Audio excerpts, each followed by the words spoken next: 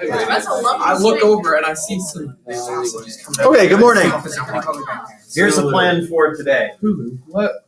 We've got a couple of things to take care of. Yes, there is a game, and the game is as fun or more fun than Warzone. In fact, this is ultimately going to move us towards playing Warzone again, but I think I actually had a lot of people last year say that this is the best game that they've played in a teacher's classroom.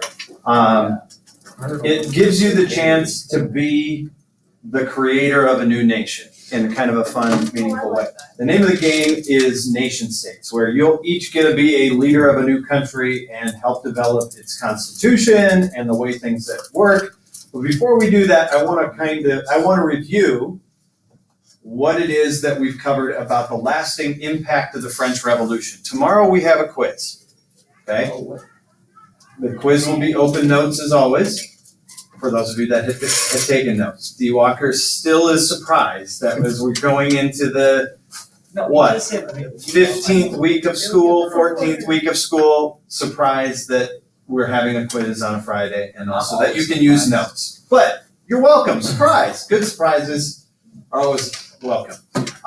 So please pay attention to that. So we're going to look at the lasting impact of the French Revolution, which isn't lasting political change in France. It's change in Europe and the change in how governments are made and why governments are made. So please take out your note-taking material. If we go through this quickly, it will not take that very long, about 15 minutes worth, and then we're going to move into the nation state thing. I thought the quiz was canceled because I looked at the wrong side. Oh, nope, it's still on. It's because you moved it. Someone shifted my chair. Your chair out. No, it says past one, so I have to. As you get out your notebooks, take a look at this political cartoon. I love political cartoons. To me, they're almost a unique American art form. And this political cartoon is called John Bull and Friends. John Bull is a nickname for the British, similar to Uncle Sam. John Bull is a political caricature of Great Britain. And you can see John Bull has a lot of friends in Europe at the turn of the 20th century. All of those figures represent some kind of government or political movement. There are revolutionaries down in the south, in France, and in Italy. We've got British rebellions down here. We've got the Dachshunds up in Scandinavia, representing the Dachshund movement. And way over here in Russia, notice that there's the Tsar, the Russian king, and he's got the tentacles of this giant octopus reaching out and strangling different movements in Eastern Europe, trying to keep control and order.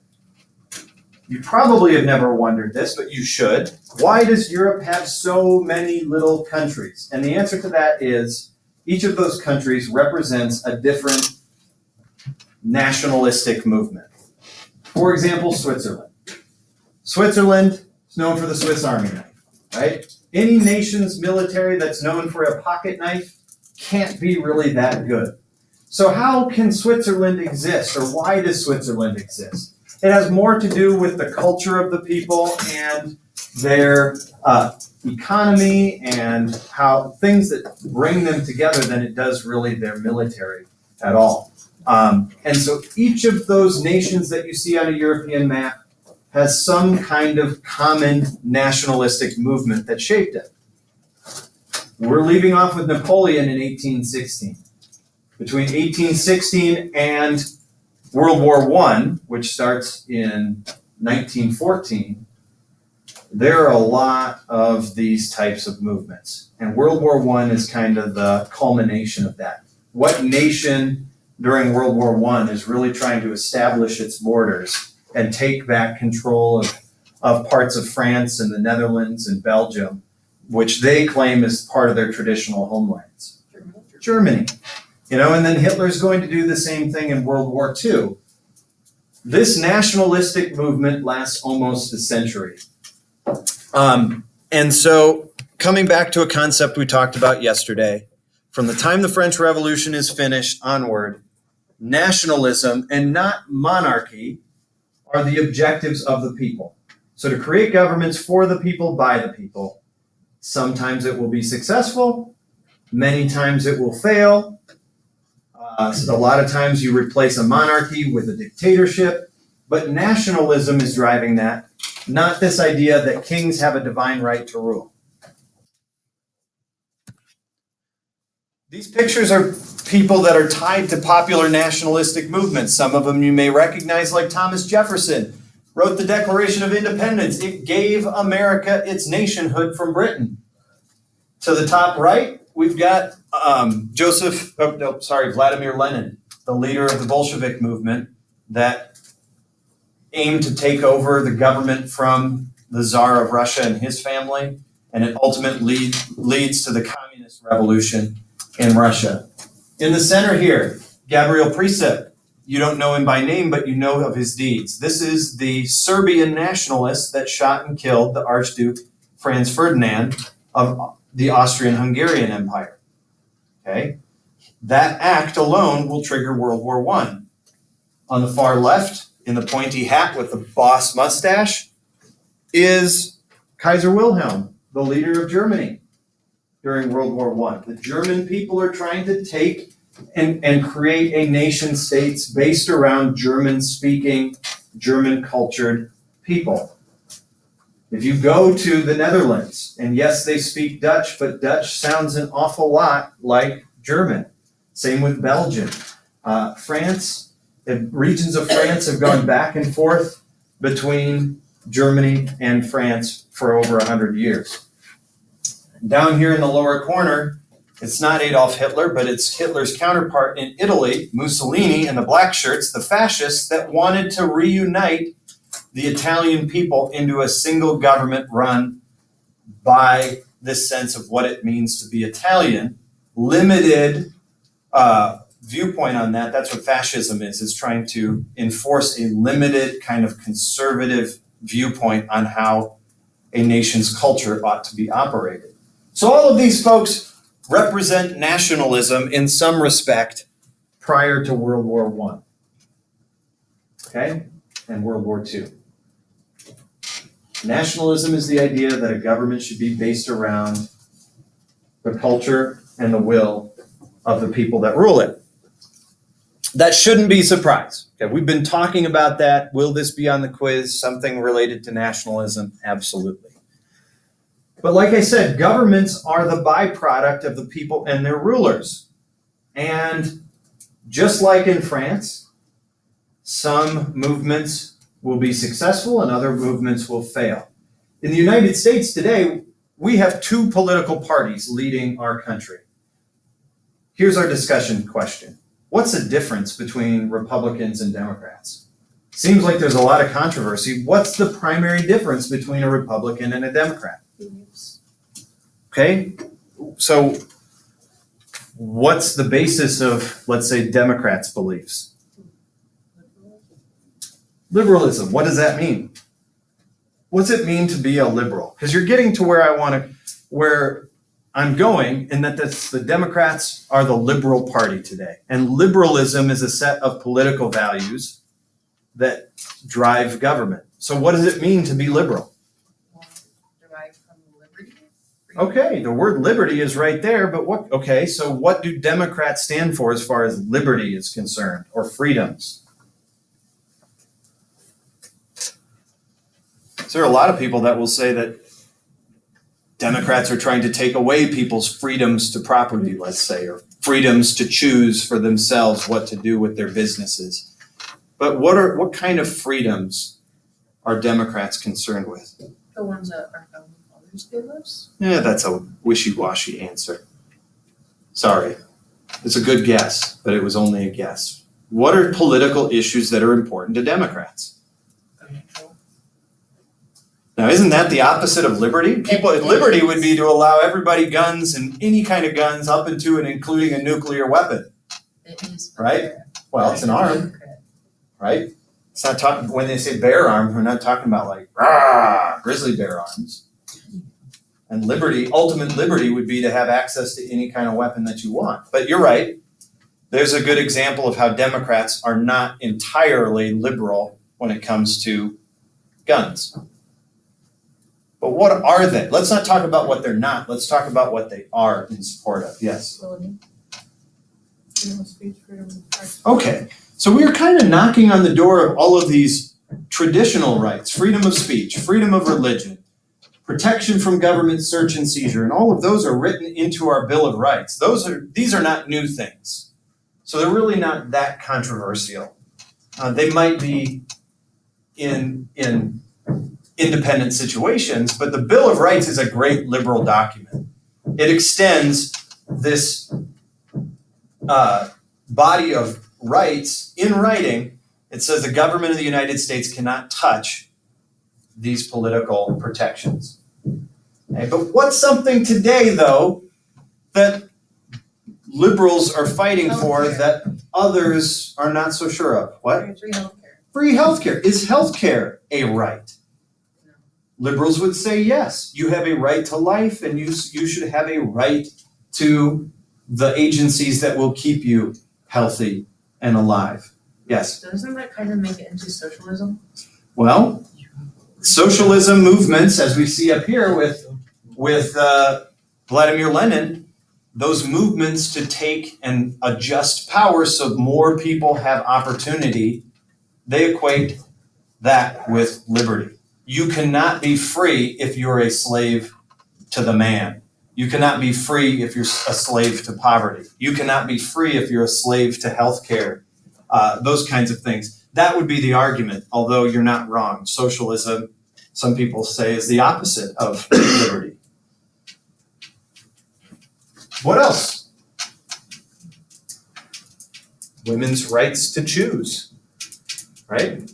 The whole notion that liberals in America tend to favor on side of freedom of choice, that a woman's body is her business and that she should be able to choose what to do with her body when she's pregnant. I see some of you shaking your heads and some of you nodding and that type of thing. Now we're getting to where controversy lies, because the opposite viewpoint of liberal is conservative. The Republican Party tends to be the more conservative of the parties, right? Now I'm getting ahead of myself. I forgot to change my slide. But look at this. I put some famous American liberals up here. JFK, Jimmy Carter, Bill Clinton, Barack Obama, 20th century liberals. And look at their campaign slogans. A time for greatness. A leader for change. For people for change. And then Obama's change. What's the root word here, people? Change. Liberals want political change that provide more liberty and opportunity for the masses. The French Revolution was a liberal change, right? They were going to take the power from the first and second estates and give it to the third estates. That sounds like Bernie Sanders. What we're going to do is we're going to take the taxes from the 1% and we're going to give health care to the 99%, right? If you've ever had a medical issue, you know how enslaving healthcare, health issues can be. And to add the cost on top of that could be viewed as a problem towards liberty. I don't want to get too political, okay? But change is the big operator for liberalism. I think they're drilling for gold on top of the school building here. Not a distraction at all. All the concrete drilling should be done after the school day. Okay. All these notes can be found on Google Classroom. I'm going to move forward. So the opposite of liberalism is conservatism. See if you can notice the pattern in these famous conservative presidents. Make America great again. Who said that? Ah, gotcha. Yes, Donald Trump says it now, but it's actually so conservative that he's referring back to a previous president that said it first, Ronald Reagan. They make America great again, law and order, Compassionate conservatism, it's about going back to a place in time before trouble began. Okay, attaching to traditional values, traditional political structures, those types of things that keep things organized and keep things safe. Now, you already talked about this first one, Donald Trump and Ronald Reagan. The second one, law and order. I don't know if you know about this, but the war on drugs began in the 1970s. Okay, well, late 1960s. The hippies, sex, drugs, rock and roll, PCP, and birth control of the free love generation, Woodstock, and listening to bands like the Beatles, people thought were leading to the moral decline of America. And all those hippies smoking grass out while listening to their rock and roll led to a backlash. And this guy, Richard Nixon, campaigned as a law and order president, somebody that wanted to put the bad people who do drugs into prison. And since that time, we've really amped up our strong hand on drug use and drug abuse. And now we're starting to kind of walk away from that because we have massive prison populations of nonviolent criminals that are eating up our tax dollars. But that was this ploy to go back in time some. If that seems really cruel or harsh, keep in mind most people are not one way or the other. You can have a balance of liberal and conservative ideas and you'll be perfectly healthy and safe and normal. Doesn't that make you? It makes you independent, it makes you moderate, it makes you a thinking human being, it makes you you. So I think we need to calm down a little bit about being purists and you know, denying anybody a difference of opinion. Okay, well, which of these two groups win out at the end of the French Revolution? It's the conservatives. This red underlined word, the Congress of Vienna. This is the group of kings and monarchs that came together to tear apart the French Empire and place monarchs, conservative monarchs, back in power. At the Congress of Vienna, they promised one another to never let this experiment with democracy happen again. That if there should be a revolution somewhere in Europe, all of the leaders of Europe would agree to address it together. Kind of like a little League of Nations or United Nations. Now that's not going to happen. Eventually it's going to break down, especially with like Germany. Okay? But the Congress of Vienna was the effort by monarchs to keep control of Europe. It starts the division back into small pieces of land, small territories. And look at these political cartoons. Up top here, we have monarchs tearing apart, cutting apart Napoleon's grand empire.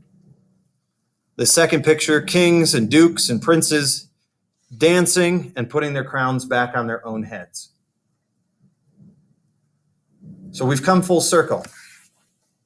The French Revolution does not end in a victory for democracy for France, but it does lead to greater amounts of nationalism. For now, the next 100 years, there are going to be groups trying to do what the French did by creating their own country based around their culture, their interests, their language, common defense, and usually they're taking on some kind of monarch to do it. What? Bonaparte, Napoleon Bonaparte? Oh. So what does this have to do with our game? I want you guys to jump on to your Chromebooks and navigate to this website, nationstates.net, where you're going to create your own country. Notice here in the top right toolbar, there's a flag. It says New Nation. Before you do this, just pay attention to my brief instructions. You click New Nation. And you're immediately given a whole bunch of options. And some of these words you don't recognize, but some of them you do.